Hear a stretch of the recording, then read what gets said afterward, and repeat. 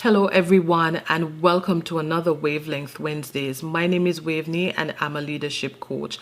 I work with new female managers by helping them to leverage their communication, build great work relationships so that they emerge influential leaders within their work organization. Today I'd like to speak to you about how to communicate bad news. Now, we're going through this pandemic, and as a leader, you may have to deliver bad news to whether you're a team or individuals. You know, companies nowadays, they are requiring that persons be vaccinated, and you know, there's so much going on around that. You may have to terminate someone. You may have to tell someone that, you know, their job is no longer functional, that they're out of a job, or whatever it may be. You have to deliver unpleasant news. And so obviously, if we were sitting in front of one another, you would give me the specific situation, and I would be better able to give you more focused guidance. However, we're not in that forum, and so I'm going to give you a template, a broad brush of how you should deliver bad news. All right, so just let's jump into it.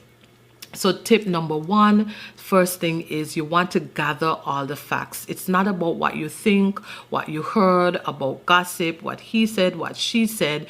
It is about the facts. You want to gather the facts.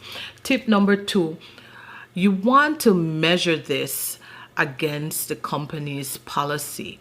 So for example, when I'm doing terminations, what I look at is the infraction, the deed, the circumstance, the situation, and I look at the company's values, the mission, the policies of the company, and I see where, you know, I find that disconnect, and from there I'll craft my message. All right, so you may want to do something like that.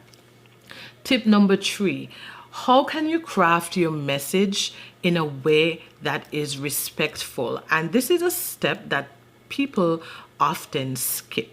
You can be right and you can be direct, but you should not disrespect someone. It is already bad enough that you are delivering the news that you're delivering. You want to make sure that people leave that meeting with their dignity and respect intact. So you want to plan on what you're going to say, how you're going to say it, how can you craft that message in a respectful way, okay?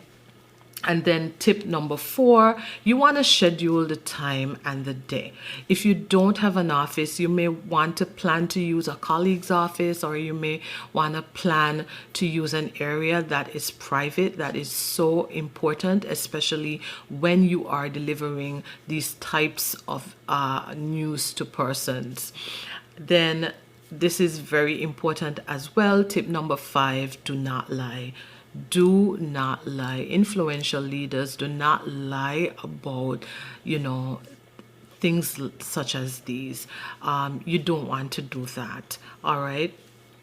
Tip number six, be clear but be respectful. No ambiguity.